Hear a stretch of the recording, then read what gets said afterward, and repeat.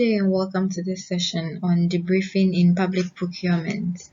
So by the end of this session, you should be able to understand what debriefing is in public procurement, identify the purpose of debriefing unsuccessful bidders, appreciate the benefits associated with debriefing, understand where debriefing takes place and then the activities involved in debriefing.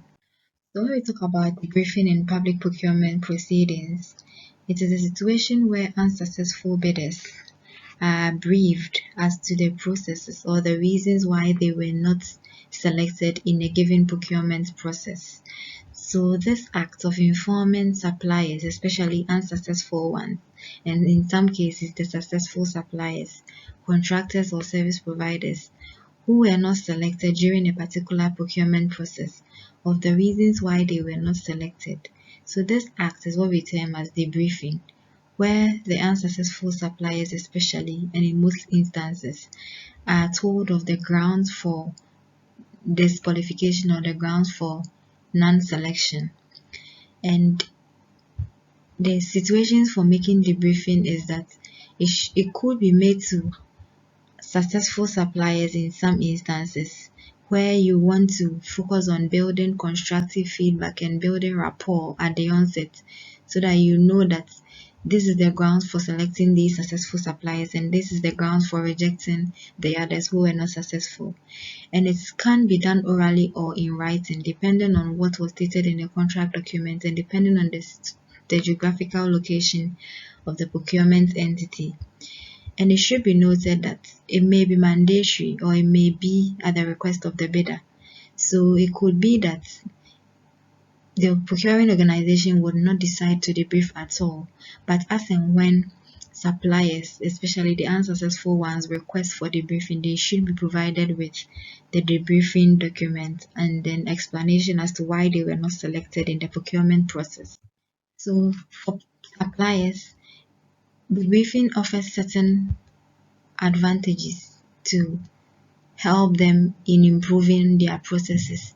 So an example is that it provides a better understanding of the procurement process, the evaluation methodology and due diligence taken by procurement practitioners, in this case the buyer, during the tendering phase of the procurement cycle.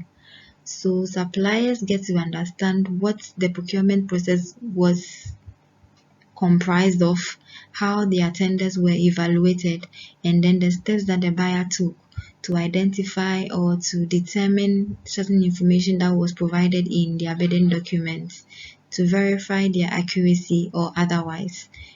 So a debriefing document provides this information to unsuccessful suppliers. And secondly, it provides an opportunity for them to receive open feedback on bids or proposals, because in the end, the document is going to tell them how successful suppliers were selected and how, or the reasons why those who were not successful were also not selected. And in the end, they will be able to improve upon their bidding tactics or process in the subsequent procurement proceedings. So the purpose of debriefing unsuccessful bidders is to inform them of the strengths and weaknesses of their bids or proposals, as well as the reasons why they were not selected in the procurement process. So this information is provided in the debriefing document, or this is provided in the debriefing proceedings, whether debriefing is done orally or in writing.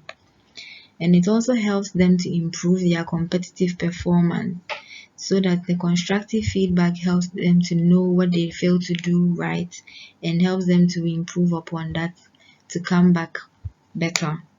Depending on the procurement rules in a given jurisdiction or in a given country, these are some of the content of a debriefing document. That is, if debriefing is in writing, and if debriefing is orally, these are some of the content that is supposed to be present in a debriefing proceedings. So the selection criteria: how were suppliers or successful suppliers selected? The score of the losing bidder who is being debriefed. So if you use the criteria for scoring successful and unsuccessful suppliers, the debriefing document should provide the score of the supplier who is being debriefed, and if possible, the reasons for the losing bidder's score, that is, justifying the score and then the reasons for that score. and some jurisdictions might even just request for justification of the score of the highest bidder, and which is the next point, as well as the name of the selected bidder. So it should be noted that these criteria is based on the jurisdictions or is country specific. That's why the preamble is saying depending on the procurement rules. So debriefing offers certain benefits to buyers as well as suppliers and other stakeholders. So in terms of the buyer, it helps them to identify ways of improving the procurement process in the next procurement proceedings. It helps to suggest ways of improving communications between the suppliers and the buyers, and it helps to make sure that best practice and guidance is updated to reflect any relevant issues that have been highlighted in the debriefing document. It encourages better bids from those suppliers in future. So if you debrief suppliers because they want to improve upon their performance in the future, subsequent procurement proceedings would be faced with competent bids, and in the end you would be able to enhance your procurement standing and competitive position in a given market. It helps buyers to get closer to how the segment of the market is thinking. That is the way that suppliers are thinking. It helps you to know what they are perceiving their products to be and how they are perceiving their markets to be.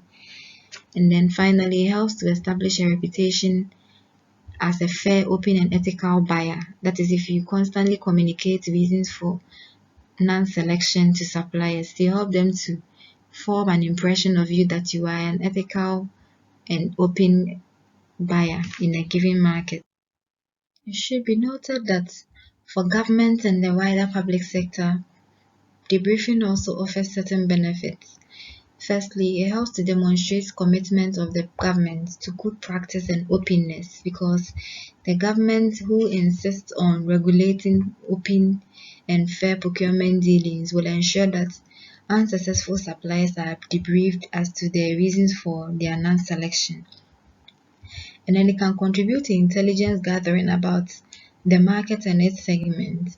And finally, educate the market that the public sector is value driven and not cost driven, because in the end you want what is best, and it communicates to suppliers and other stakeholders that the government is committed to ensuring that the right thing is secured and not just the lowest price is sought after.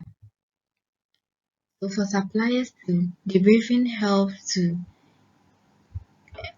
provide certain benefits, which include it may help companies to rethink their approach so that future bids are more successful. So suppliers will tend to undergo a learning process where they will modify their invitation to bid tactics to suit what the buyers requested for. And it offers targeted guidance to new or smaller companies to improve their chances of doing business in the public sector. Debriefing can provide reassurance about the process and their contribution or role. And finally, it can provide a better understanding of what differentiates public sector procurement from the private sector. So where does debriefing take place? The place for debriefing usually depends on the location between suppliers and buyers. So in most instances, debriefing sessions are held at the department's premises or the buyer's premises when debriefing is more of a face-to-face meeting. However, if face-to-face meetings are not possible, debriefing may occur over the telephone or by video conference in some instances, which includes situations where the procurement is relatively straightforward and simple, or where a supplier is based overseas, or if the suppliers find the proposed venue inconvenient. If all these three prevail, it means the briefing will be done either via telephone or video conference. The activities involved in debriefing when it is more of a face-to-face are elaborated in this session. So if debriefing is a face-to-face meeting, then establish the rules up front. Then you take time to explain the request for proposal evaluation process, which was made to suppliers or which was made available to suppliers in the invitation process. Then discuss the proposal that was made by unsuccessful parties, if there are more, and only refer to the evaluation criteria listed in the request for proposal and not any other foreign document. Use the evaluation spreadsheet that lists the scores for unsuccessful respondents. Then you explain where the unsuccessful proposal ranked in the final scoring, but not in relation to any other specific proposal. So the evaluation should be done in itself and not in comparison with others. And only release a rating statement of the individual score as well as the final score of the unsuccessful proposal. Then point out the strengths of the respondent proposal and acknowledge where the proposal scored well. Provide advice on how the respondent can improve their scoring in future proposal submissions. And finally, confirm at the end of the session that the respondent is satisfied with the debriefing exercise.